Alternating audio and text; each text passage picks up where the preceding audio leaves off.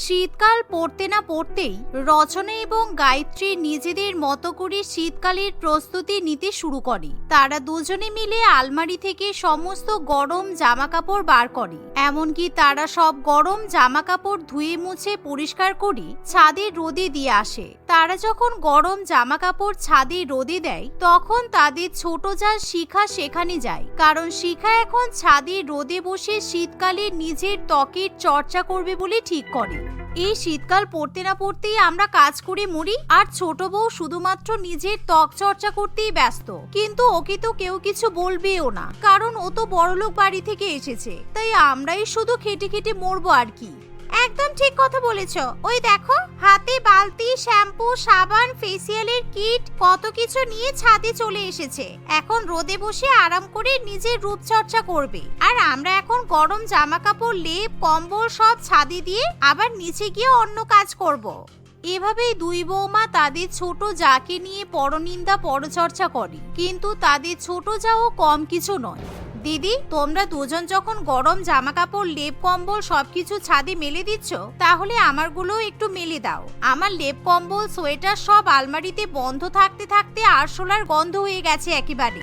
কেন, তুমি কি 10 বছরের বাচ্চা মেয়ে নাকি যে নিজেদের লেপ, কম্বল, সোয়েটার রোদে দিতে পারবে না? আমরাও সব তোমার হয়ে কোনো কাজ করতে পারবো না, তুমি তোমার কাজ নিজে করে নাও। এই গায়ত্রী, নিচে চল, আমাদের অনেক রান্না বান্না আছে। ওর মতো গায়ে রোদ লাগিয়ে শীতকালে বসে থাকলে হবে না, বুঝলি? এই বলে রচনা এবং গায়ত্রী নিচে চলে যায়। এমন সময় নিচে আসতে না আসতেই শাশুড়ি মা তাদেরকে বিভিন্ন রকম রান্নার লিস্ট ধরিয়ে দেয়। তারা দুজনেই চুপচাপ শাশুড়ি মায়ের কথা মতো রান্না বান্না করতে শুরু করে। অন্যদিকে কিছুক্ষণ পর শিখা ছাদ থেকে রূপচর্চা করে নিচে নেমে আসে। সে ঘরে গিয়ে নিজের আলমারি থেকে শীতের জামা কাপড়, লেপ, কম্বল বার করে। কিন্তু সে যখন তার শাশুড়ি মাকে দেখতে পায় তখনই সে শরীর খারাপের নাটক করতে শুরু করে। উফ, আমার হাতটা কি ব্যথা করছে। আমি যখন বাপের বাড়িতে ছিলাম আমার মা কখনো আমাকে দিয়ে এসব কাজ করায়নি। এত ভারী ভারী সোয়েটার, কম্বল একা একা আলমারি থেকে নামানো মুখের কথা নয়। ছোট বৌমা, তুমি রেখে দাও, তোমার হাতে লাগবে, তোমাকে এসব কাজ করতে হবে না। আমি বড় বৌমার মেজ বৌমাকে বলছি, ওরা তোমার হয়ে এগুলো ছাদে দিয়ে আসবে। এই বলে প্রিয়াঙ্কা দেবী তখনই তার দুই বৌমাকে ডাক দেয়। যাও, তোমরা দুজনে গিয়ে ছাদে সব সোয়েটার, লেপ, কম্বল রোদে মেলে দিয়ে এসো। ছোট বৌমা সবে মাত্র ছাদ থেকে ত্বক চর্চা করে নিচে নেমে এসেছে, তাই ওকে আর ছাদে যেতে হবে না, কারণ ওর ফর্সা রঙে ট্যান পড়ে যাবে। কিন্তু মা, আমরা তো এখন রান্না বান্না করছি। হ্যাঁ, তাতে কি হয়েছে? এটা কি হোটেল নাকি যে তোমরা রান্না বান্না করছো বলে আর কোনো কাজ করতে পারবে না? ছাদ থেকে নিচে নেমে এসে আবার রান্না করবে। শাশুড়ি মা এভাবে রচনা এবং গায়ত্রীকে শাসন বারণ করলে তারা মনে মনে শিখার উপর খুব রেগে যায়। কিন্তু শিখা মনে মনে খুবই আনন্দ পায়, কারণ তার বড় দুই যা আবার ছাদে গিয়ে শিখার শীতের জামা কাপড়, লেপ, কম্বল ইত্যাদি মেলে দিয়ে আসে। এভাবে দেখতে দেখতে কিছুদিন কাটে। একদিন রচনা এবং গায়ত্রী সিরিয়াল দেখতে দেখতে 10 কেজি মটরশুঁটি ছাড়াতে বসে। শীতকাল পড়তে না পড়তেই মা আমাদের কিলো কিলো মটরশুঁটি ছাড়ানোর জন্য বসিয়ে দেয়। ভালো ভালো এপিসোড মিস হয়ে যাচ্ছে। এরকম কড়াইশুঁটি ছাড়াতে ছাড়াতে সিরিয়াল দেখা যায় নাকি বলতো? ঠিক এমন সময় শিখা সুন্দর করে সেজে গুজিয়ে গায়ে সোয়েটার পরি, পায়ে হিল জুতা পরে বাইরে বেরিয়ে আসে। বাই বাই গাইস, আমি এখন আমার বান্ধবীদের সাথে পার্টি করতে যাচ্ছি, তাই আমার জন্য তোমরা কিন্তু অপেক্ষা করবে না। তোমরা নিজেদের মতো খাওয়া দাওয়া করে নেবে, আমার রাত্রিবেলা বাড়ি ফিরতে লেট হবে। সে কি, তুমি বাড়ির বৌমা হয়ে এরকম শীতকালে রাত বেরাতে রাস্তায় ঘুরে বেড়াবে? এতে আমাদের মান সম্মান নষ্ট হতে পারে। তোমার পার্টি করতে যাওয়ার কোনো দরকার নেই। আমরা কড়াইশুঁটি ছাড়াচ্ছি, তুমি বরঞ্চ আমাদের সাথে কচুরি বানাবে, তাই তোমাকে বাইরে বেরোতে হবে না। ও মাই গড, কোনো মতেই সম্ভব নয়। শীতকালে এমনি আমার হাত ড্রাই হয়ে যায়, তাই আমি ঠান্ডা জলের কোনো কাজ করতে পারবো না। এমনকি আমি নেল আর্ট করিয়েছি, তাই আমি রান্নাঘরের কোনো কাজ করতেই চাই না। এভাবেই শিখা তাদের সামনে দিয়ে গটগট করতে করতে পার্টিতে চলে যায়। কিন্তু রচনা কিংবা গায়ত্রীর কিছু করার থাকে না। এভাবে শীতকালে তারা দুই বৌমা সবসময় শাশুড়ি মায়ের খেয়াল রাখে, শাশুড়ি মায়ের মাথায় তেল মালিশ করে, শ্বশুর মশাইকে সকাল সকাল চা করে খেতে দেয়, স্বামীদের জন্য টিফিন প্যাক করে, বাড়িঘর পরিষ্কার করে। অন্যদিকে তাদের ছোট যা বেলা 12টা পর্যন্ত লেপ মুড়ি দিয়ে ঘুমায়। ঘুম থেকে উঠেই সে আবার জিম করতে চলে যায়, জিম থেকে এসে স্পা করতে যায় এবং সন্ধ্যাবেলা বান্ধবীদের সাথে ঘোরাফেরা করে সময় কাটিয়ে দেয়। এভাবেই তার মজাদার শীতকাল কাটতে থাকে। একদিন, আজকে মালতীর নাতনির জন্মদিন, তাই আমাদের সবাইকে নিমন্ত্রণ করেছে। তোমরা সবাই তৈরি হয়ে নাও, আমরা তাড়াতাড়ি নিমন্ত্রণ খেতে যাব, তা না হলে রাত্রিবেলা ভীষণ ঠান্ডা পড়বে, তখন আর বাড়ি থেকে বেরোতে পারবো না। শাশুড়ি মায়ের কথা শুনে তিন বৌমা খুবই খুশি হয়। আমি আজকে বেনারসি শাড়ি পরবো, তার উপর নতুন কাশ্মীরি শালটা নেব, তাহলে আমাকে দেখতে খুব ভালো লাগবে। গায়ত্রী, তুইও আমার সাথে ওই কাশ্মীরি শালটা নিস, কেমন? হ্যাঁ দিদি, আর আমি না শীতকালে ত্বক নরম রাখার জন্য নতুন একটা ক্রিম কিনেছি, তুমি চাইলে ওটা মাখতে পারো, তাহলে আমাদের মুখটা উজ্জ্বল দেখাবে। আরে তোমরা এত আনন্দ করছো কেন? তোমাদের দুজনকে নিমন্ত্রণ বাড়িতে নিয়ে গেলে হবে না, তাই তোমাদের দুজনকে এখন দোকান বাজার করতে হবে, অনেক রান্না বান্না আছে। তোমরা আজকে রাত্রিবেলা থেকে রান্না বান্না শুরু করে দাও, আমি আমার ছোট বৌমাকে নিয়ে নিমন্ত্রণ বাড়িতে যাব। থ্যাংক ইউ সো মাচ মা, আমি এখনই গিয়ে তৈরি হয়ে আসছি। শিখা এই বলে ঘরে গিয়ে খুব সুন্দর করে সেজে গুজে তৈরি হয়, কিন্তু এইদিকে রচনা এবং গায়ত্রী দুজনেই খুবই রেগে যায়।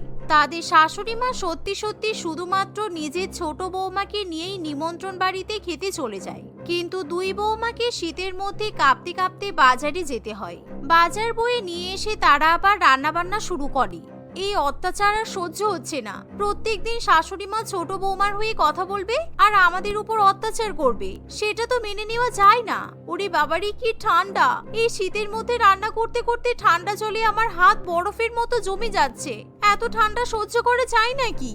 অন্যদিকে প্রিয়াঙ্কা দেবী তার ছোট বৌমাকে নিয়ে নিমন্ত্রণ বাড়িতে গিয়ে অনেক আনন্দ করে এবং খাওয়া দাওয়া করে। রাত্রিবেলা তারা বাড়িতে ফিরে আসে, কিন্তু বাড়ির ছেলেরা এই সমস্ত ব্যাপার দেখে খুবই রেগে যায়। তবুও প্রিয়াঙ্কা দেবী কিংবা শিখা কাউকে খুব একটা পাত্তা দেয় না। দেখতে দেখতে এভাবে আরো কিছুদিন কাটে। একদিন শিখার বাবা বিমল বাবু তাদের বাড়িতে ঘুরতে আসে। শিখা, আমি তোকে কতবার বলেছি যে তোর শ্বশুর বাড়ির প্রত্যেকটা ঘরে আমি দামি দামি হিটার লাগিয়ে দিই, কিন্তু তুই তো আমার কোনো কথাই শুনিস না। আমি মানছি তোরা 3 তলায় থাকিস, তাই খুব একটা ঠান্ডা অনুভব হয় না, কিন্তু তাই বলে হিটারের ব্যবস্থা করবি না? আসলে শিখা ইচ্ছা করেই তার বাবাকে দিয়ে সেই কথাগুলো বলানোর জন্য নিজের শ্বশুর বাড়িতে ডেকে নিয়ে আসে, কারণ সে খুব ভালো করেই জানে সে যদি বাড়িতে সবকটা ঘরে হিটার বসানোর কথা বলে তাহলে তার শাশুড়ি মাকে বাদে সবাই তার বিরুদ্ধে প্রতিবাদ করবে। কোথায় শিখা, তুমি তো আমাকে এই কথা বলনি, তাহলে আমি কখন রাজি হয়ে যেতাম। এই বছর এমনিতেও খুব কড়া ঠান্ডা পড়েছে, তাই আমিও ভাবছিলাম যে প্রত্যেকটা ঘরে হিটার বসাতে হবে, কিন্তু তোমার বাবা যখন টাকা খরচ করে এই কাজ করে দেবে তখন আমার কোনো অসুবিধা নেই। এই কথা শুনে বিমল বাবু এবং শিখা দুজনেই খুব খুশি হয়, কিন্তু বাড়ির দুই ছেলে এবং বৌমারা মোটেই বিষয়টা পছন্দ করতে পারে না।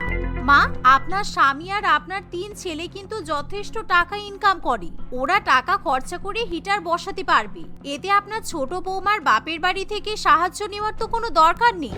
চুপ করো, বেশি বড় বড় কথা বলো না। আমি ভালো করেই জানি তোমরা খুব কিপটে, সেই কারণেই এতদিন হিটার বসাতে দাওনি। ছাদের গরমে নাকি ঘর গরম হয়ে থাকে, এটা কোনো কথা হলো? তাছাড়া আমার বাবা যখন টাকা খরচা করে হিটার বসিয়ে দেবে বলছে, তাতে এত অসুবিধার কি আছে শুনি? শিখা এই কথা বললে তার শাশুড়ি মাও তাকে সহযোগিতা করে, যার ফলে বিমল বাবু টাকা খরচা করে বাড়ির প্রত্যেকটা ঘরে হিটার বসাতে শুরু করে। তবে বড় বৌমা এবং মেজ বৌমা নিজেদের ঘরে হিটার বসাতে চায় না।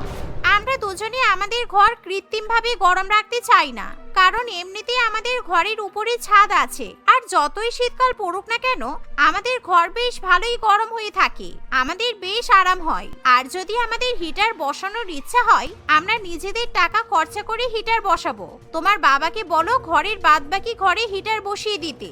এভাবে দুই বৌমা নিজেদের জায়গায় স্থির থাকলে শিখা খুব রেগে যায়, তাই দুই বৌমার ঘর বাদ দিয়ে বাদবাকি ঘরগুলোতে হিটার বসানো হয়।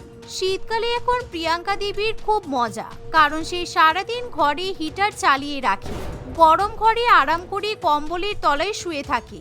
দুই বৌমা তার ঘরে এসে খাবার পরিবেশন করে দিয়ে যায়। ছোট বৌমাও হিটার ঘর থেকে বেরোতে চায় না। এভাবেই দেখতে দেখতে শীতকালে প্রায় 1 মাস কেটে যায়।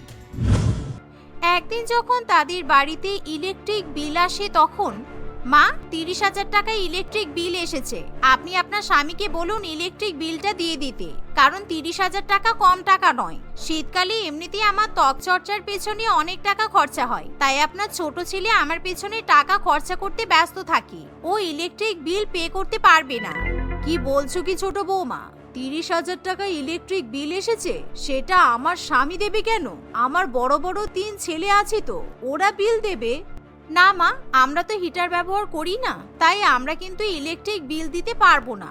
এমনিতেও শীতকালে এখন আর আমরা টিভি চালাই না, আমরা এত বড় বাড়ির কাজ করি যে আমরা টিভি দেখার সময়ই পাই না। এতদিন আমাদের স্বামীরা ইলেকট্রিক বিল দিয়ে এসেছে, কিন্তু এখন ইলেকট্রিক বিল আপনাদেরকেই দিতে হবে। ছোট বৌমা, তুমি তোমার বাবাকে বলে দাও এই মাসের ইলেকট্রিক বিলটা দিয়ে দিতে, কারণ 30,000 টাকা আমরা দিতে পারবো না। সারাদিন তুমি তো হিটার চালিয়ে আরাম করো, তাই আমরা কিন্তু বিলের টাকাটা দিতে পারবো না। ফালতু কথা একদম বলবেন না, শুধুমাত্র আমি হিটার চালিয়ে আরাম করে শুয়ে থাকি, আপনি বুঝি শীতকালে কাঁপতে কাঁপতে ঘুমান? আমার বাবা আপনার জন্য দান ছত্র খুলে বসেনি, হিটার বসিয়ে দিয়ে গেছে, এটাই অনেক। খেতে পেলে শুতে চান দেখছি, ইলেকট্রিক বিল কিন্তু আপনাদেরকেই দিতে হবে, আমার বাবা দিতে পারবে না। এভাবেই শিখা তার শাশুড়ি মায়ের হাতে 30,000 টাকার ইলেকট্রিক বিল ধরিয়ে সেখান থেকে চলে যায়। কিন্তু প্রিয়াঙ্কা দেবী আর কিছুতেই তার ছোট বৌমাকে সহ্য করতে পারে না, কারণ তাকে সেই মাসে 30,000 টাকা ইলেকট্রিক বিল দিতে হয়। এই ঘটনার ফলে তার এমন শিক্ষা হয় যে সে কখনো তার ছোট বৌমার হয়ে কথা বলতে চায় না। সে ছোট বৌমাকেও শীতকালে বাকি 2 বৌমার মতোই বাড়ির কাজ করতে বাধ্য করে, কিন্তু এতে করে শাশুড়িমা এবং ছোট বৌমার মধ্যে খুব ঝামেলার সৃষ্টি হয়। সেখানে বড় 2 বৌমা শাশুড়ি মায়ের হয়েই কথা বলে, তাই ছোট বৌমা নিজের ভুল বুঝতে পারে। এভাবেই 3 বৌমা নিজেদের মতো করে শীতকালে মিলেমিশে সংসার করতে থাকে।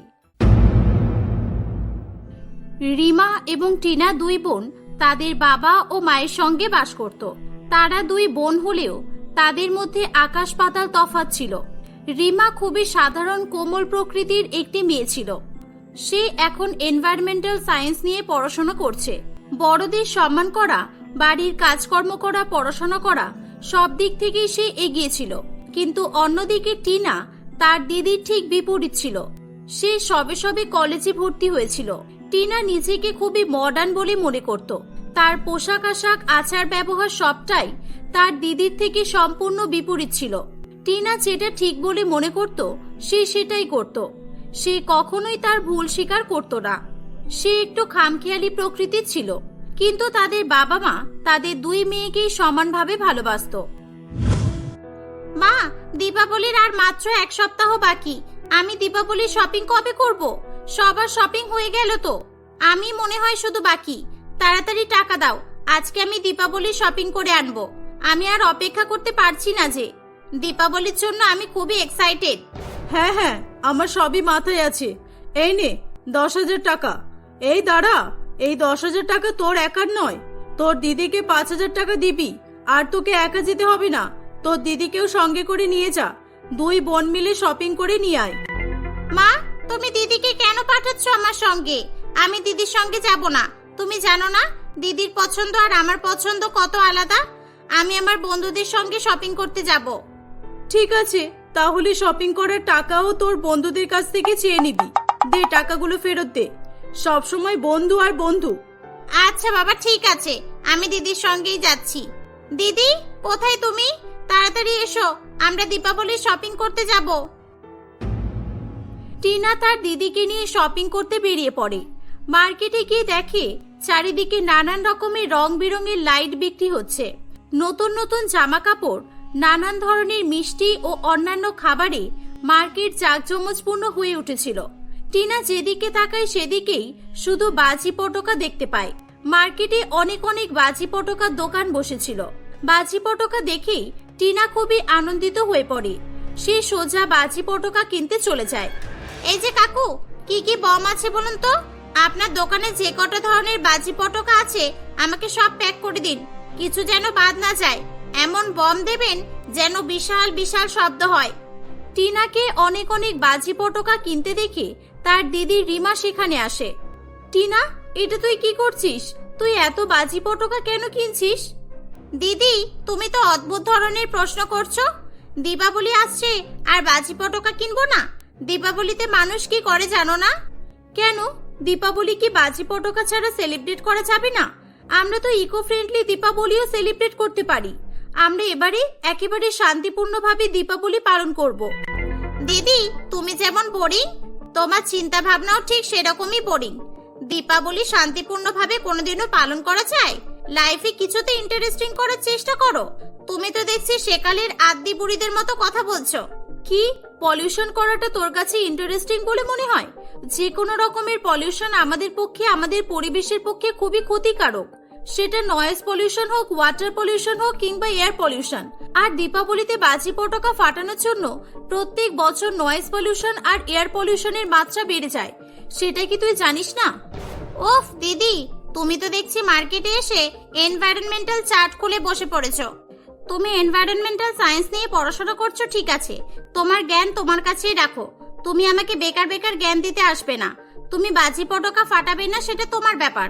তোমার যেভাবে ইচ্ছে তুমি দীপাবলি সেলিব্রেট করো, আমাকে আমার মতো করে সেলিব্রেট করতে দাও। এভাবে টিনা তার দিদির কোনো কথা না শুনে অনেক অনেক বাজি পটাকা কিনে ব্যাগ ভর্তি করে। কিছুক্ষণের মধ্যেই দুই বোন শপিং কমপ্লিট করে বাড়িতে ফিরে আসে। এসে গেছিস তোরা? শপিং করতে এতক্ষণ লাগে? বাবা রে বাবা, দুই বোনের সবকিছুই কেনা হয়ে গেছে তো, নাকি এখনো কেনাকাটি বাকি আছে তোদের? মা, দিদি শপিং কাকে বলে তুমি তো জানোই। মার্কেটে গিয়ে একটা জামা কিনেছে, ঘর সাজানোর কয়েকটা লাইট কিনেছে আর অনেক অনেক মিষ্টি কিনেছে। এছাড়া দিদি আর কিছুই কেনেনি। বাহ, ভালোই তো করেছে।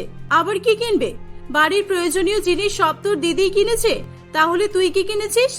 মা আর বলো না, এর ব্যাগ চেক করে দেখো, ব্যাগ ভর্তি করে শুধু বাজি পটকা কিনে এনেছে। যেন পুরো এলাকার বাজি পটকা ফাটানোর দায়িত্ব এর নিজের ঘাড়েই তুলে নিয়েছে। মার্কেটে গিয়ে 5,000 টাকা শুধু বাজি পটকাই কিনেছে। হ্যাঁ তো, আমার যেটা ইচ্ছা আমি সেটা কিনেছি। বছরে একবারই দীপাবলি আসে, আর সেটা যদি জাঁকজমক ভাবে এনজয় করতে না পারি তাহলে কিসের দীপাবলি? তুমি তো দীপাবলি এমন ভাবে পালন করো যেন বাড়িতে কেউ মারা গেছে আর তুমি শোক পালন করছো। আর দিদি, তুমি ইকো ফ্রেন্ডলি দীপাবলি পালন করছো, করো না। আমাকে বারবার বাধা দিতে আসবে না। ঠিক আছে ঠিক আছে, তোদের যেমন ভাবে ইচ্ছা তোরা দীপাবলি পালন কর। এবার দুই বোন মিলে বাড়ির কাজগুলো শুরু করে ফেল। সারা বাড়ি সাফ সাফাই করতে হবে। মা, আমি এখন কাজ করতে পারবো না। আমি আমার বন্ধুদের সঙ্গে দেখা করতে যাব। আমি দেখবো ওরা কি কি বাজি পটকা কিনেছে। আমি বাড়ি এসে আমার ভাগের কাজগুলো করে দেব। তুই আবার শুরু করলি? বন্ধু বন্ধু ছাড়া তোর আর কোনো কাজ নেই, তাই না? তোর দিদি একা একা বাড়ির কাজ কিভাবে করবে? আগে কাজগুলো কর, তারপর অন্য কিছু করবি। মা ছাড়ো না, একে যেতে দাও।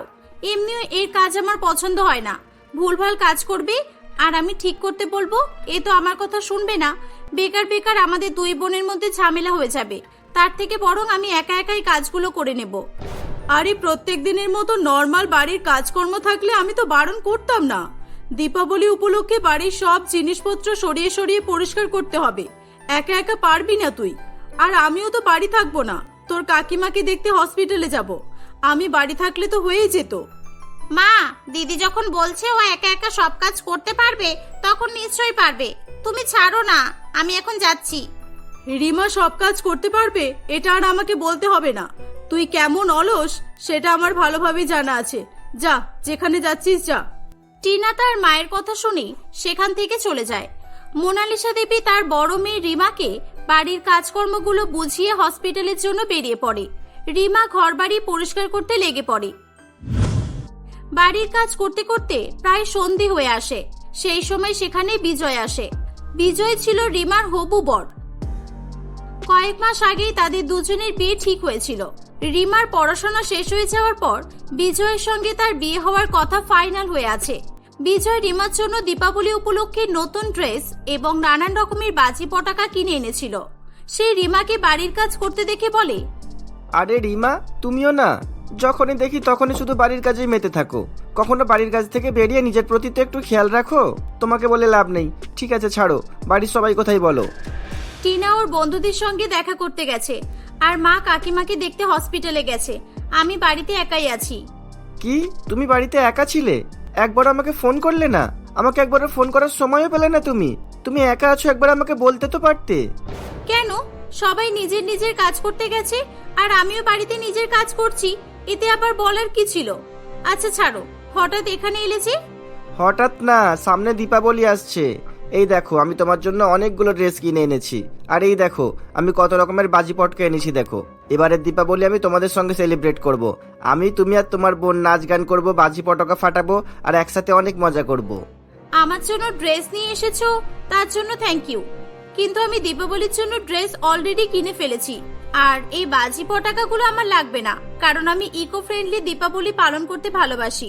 বাজি পটাকা ফাটালে প্রচুর এয়ার পলিউশন হয়, আর তার সঙ্গে সঙ্গে জোরে জোরে গান বাজনা নয়েজ পলিউশনের সৃষ্টি করে।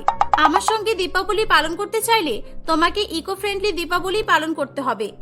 ধুর, তুমি এতটা বোরিং আমি জানতামই না। নাচ গান ছাড়া, বাজি পটকা ছাড়া দীপাবলি, এটা আমি স্বপ্নেও ভাবতে পারবো না। আমার তো মনে হচ্ছে এখানে আসাটাই ভুল হয়েছে। তোমার দ্বারা কিছুই হবে না। বিজয় যখন রিমার সঙ্গে কথা বলছিল তখন সেখানে টিনা চলে আসে। সে বাইরে দাঁড়িয়ে দাঁড়িয়ে তাদের সব কথা শুনছিল। সে মনে মনে ভাবে, এই তো এটাই সুযোগ। বিজয়কে আমার আগে থেকেই খুব পছন্দ ছিল। দিদির নেচার বিজয়ের পছন্দ না। বিজয়ের সঙ্গে আমার অনেক মিল আছে। এই দীপাবলিতে আমি যদি কোনো রকমে বিজয়কে হাত করতে পারি তাহলে দারুণ হবে। এত সুন্দর হ্যান্ডসাম স্মার্ট ছেলে, একদম আমার মতো। দিদির মতো বোরিং মেয়ের সঙ্গে বিজয়কে কখনোই মানাবে না। বিজয়কে তো শুধু আমার সঙ্গেই মানাবে। দেখি আমি কিছু করতে পারি কিনা। এই বলে টিনা বাড়ির মধ্যে আসে। সে বিজয়কে বলে, বিজয় দাদা, তুমি ভুলভাল মেয়েকে পছন্দ করেছো। তোমার আর আমার চয়েসে কত মিল। তুমি এখন বাজি পটাকা কিনে আনলে। আমি তো সকালবেলায় আমার জন্য অনেক অনেক বাজি পটাকা কিনেছি। টিনা, তুমি এসে গেছো? দেখো না, তোমার দিদির মাথায় কিছুই নেই। কি সব ভুলভাল বকছে। আমি এত বাজি পটকা কিনে আনলাম, কোথায় দেখে হ্যাপি হবে তা নয়, আমাকে জ্ঞান দিচ্ছে। দিদিকে বুঝিয়ে কোনো লাভ হবে না। আমার দিদি এরকমই বোরিং টাইপের। ওর সঙ্গে তোমার কোনোদিনও মতের মিল হবে না। দিদি এই বাজি পটাকাগুলো নেবে না তাতে কি হয়েছে? আমাকে দাও এগুলো। এবারে দীপাবলি তুমি আমার সঙ্গে সেলিব্রেট করে দেখো, দেখবে তোমার খুব ভালো লাগবে। হ্যাঁ, তুমি ঠিকই বলেছো। আমি আর তুমি দীপাবলি সেলিব্রেট করব। আর তখন যদি তোমার দিদি আমাদের কাছে আসে, আমরা একদম পাত্তা দেব না। হ্যাঁ ঠিক আছে, তোমাদের যেমন ইচ্ছা তোমরা সেইভাবেই এনজয় করো। আর আমি আমার মতো করে ইকো ফ্রেন্ডলি দীপাবলি পালন করব। তোমরা জানো বাজি পটাকা ফাটালে কত এয়ার পলিউশন হয়? এর ফলে পাখিগুলোর কত ক্ষতি হয়। আমাদের পরিবেশ একেবারে বিপর্যস্ত হয়ে পড়ে। রিমা, প্লিজ থামো। তুমি যখন টিচার হবে তখনই এনভায়রনমেন্টের উপর স্কুলে গিয়ে লেকচার দেবে, কেমন? দেখবে তুমি একদম ফেভারিট টিচার হবে। আমাদেরকে শুধু শুধু এরকম লেকচার শোনাবে না। মনে হচ্ছে পুরো পৃথিবীর দূষণ কমানোর দায়িত্ব তোমার একারই। তুমি একাই পৃথিবী থেকে দূষণ দূর করবে। ছাড়ো না এসব, চলো আমরা একটু বাইরের দিকে যাই। আমি দেখলাম আরো কিছু নতুন নতুন বাজি পটাকা বিক্রি হচ্ছে, আমরা ওগুলো কিনে নিয়ে আসি, চলো। হ্যাঁ চলো, আমার হবু বউয়ের থেকে আমার হবু শালি অনেক ভালো। তুমি তোমার কাজ করো, আসলাম আমরা। এই বলে বিজয় টিনাকে নিয়ে সেখান থেকে চলে যায়। টিনা ও বিজয় দীপাবলির জন্য আরো অনেক অনেক বাজি পটাকা কিনতে থাকে। দেখতে দেখতে দীপাবলির দিন চলে আসে। দীপাবলির দিন বিজয় রিমাদের বাড়িতে আসে। টিনা তার বন্ধুদেরকেও তার বাড়িতে ডেকেছিল।